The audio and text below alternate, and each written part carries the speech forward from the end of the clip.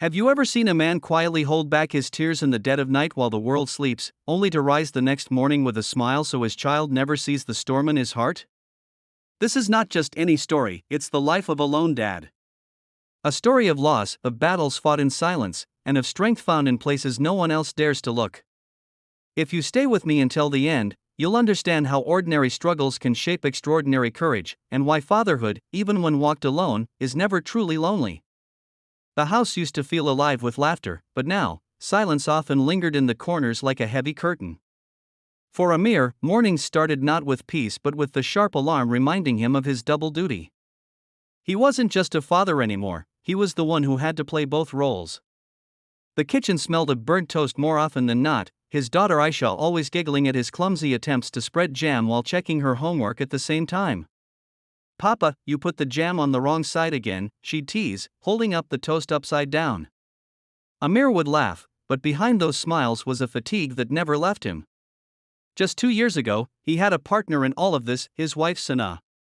Her passing was sudden, a cruel turn that left Amir with more questions than answers.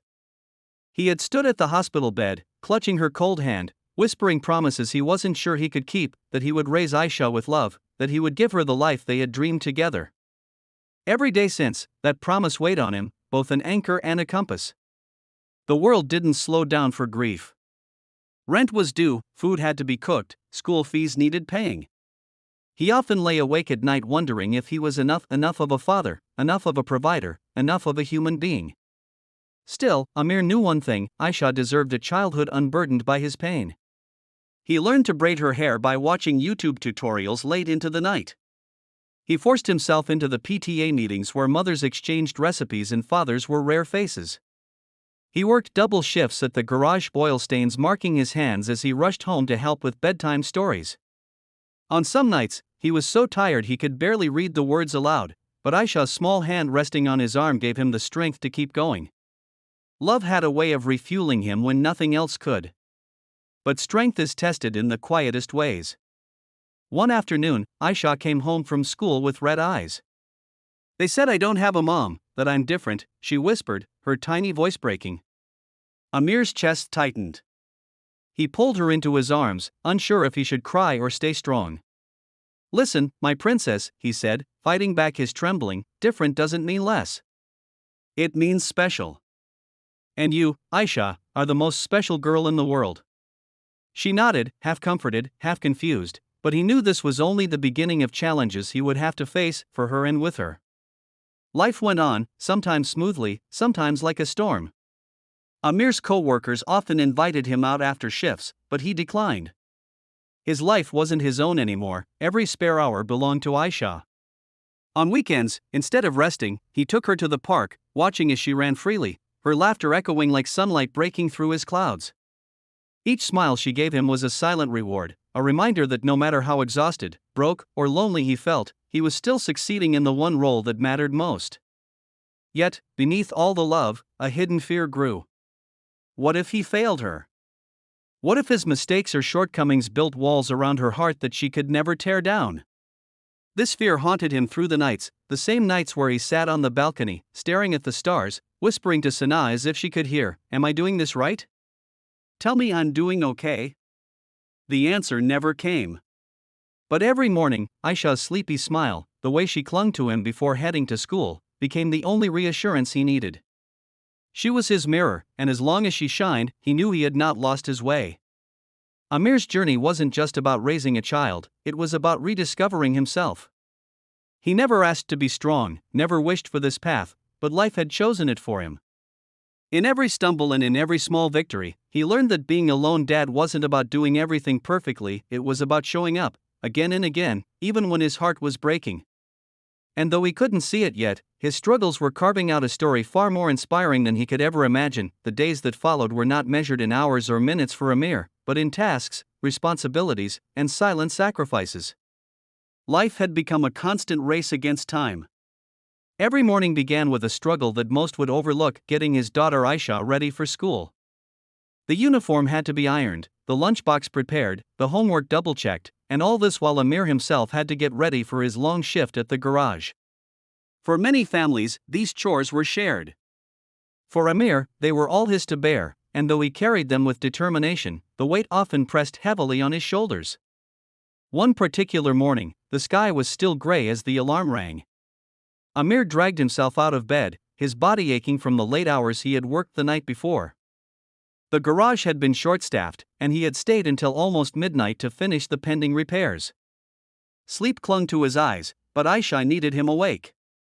He walked into her small room where she was still curled under the blanket, her soft breathing filling the quiet space. For a moment, he stood there, watching her innocence, wondering how someone so small could give him the strength to keep going. He whispered softly, "Wake up, my star. We've got a big day ahead." Aisha stirred, rubbing her eyes. "5 more minutes, Papa," she mumbled. Amir chuckled, though inside he felt the same exhaustion. He lifted her gently, placing her feet on the floor, guiding her to the bathroom. While she washed up, he rushed to the kitchen, slicing fruit, buttering bread, and pouring milk into her favorite cup, the one with little pink flowers that Sana had bought before she passed. Just the sight of that cup brought back a wave of memories. He remembered Sana humming in the kitchen, her laughter echoing while Aisha played on the floor. The silence now was deafening, but Amir forced himself to focus. There was no room for grief at this hour. After breakfast, Amir knelt beside Aisha to tie her shoelaces. It was a task Sana had always done with care, making double knots so they wouldn't come undone. Amir had practiced until he could do it just the way she used to. "There," he said proudly, "good as new." Aisha smiled, her small hand squeezing his. "You're the best, Papa." The words were simple, but they lit something inside him that no amount of hardship could dim. He kissed her forehead, grabbed her school bag, and walked her to the bus stop. As she climbed onto the bus, she waved back at him, and Amir stood there until the bus disappeared, a ritual that became his anchor every morning. Then came his own battle, the garage. The work was grueling, his hands always blackened with grease, his back bent from hours of labor. His boss was kind but practical, sympathy did not reduce deadlines. Amir often skipped lunch to finish jobs faster, earning a little extra whenever he could. Those small bonuses meant Aisha could have better school supplies or an occasional ice cream treat on weekends. While his co-workers complained about wives nagging them at home, Amir stayed quiet. He didn't have the luxury of arguments or the comfort of someone waiting with dinner. His evenings were not about rest but about rushing home, cooking meals, checking Aisha's assignments, and keeping the home in some semblance of order. It was during one of these late evenings that a challenge arrived that shook Amir deeply. He came home to find Aisha sitting at the table with tears in her eyes, her schoolbooks scattered. "Papa," she sobbed, "I can't do this math. Mama used to help me. I don't understand." Amir's heart clenched. He sat beside her, pulling the book closer. Numbers and equations stared back at him like a foreign language. He hadn't studied these things in years, and exhaustion blurred his concentration. But seeing Aisha's trembling face, he knew giving up was not an option. He tried to recall what he could, fumbling with explanations that didn't make sense even to him. Frustration crept in, and for a moment, he felt the sting of failure. But then he remembered Sana, the way she used to encourage patience. He took a deep breath, smiled at Aisha, and said, "Let's learn this together, okay? We'll take it step by step." They spent hours that night, searching tutorials online, practicing examples until Aisha's tears turned into laughter when she finally solved a problem on her own. Amir felt a surge of pride. He realized that being a lone dad wasn't about knowing everything, it was about being willing to try, to stumble, and to rise again, hand in hand with his child. Yet, challenges didn't always come in the form of homework or housework.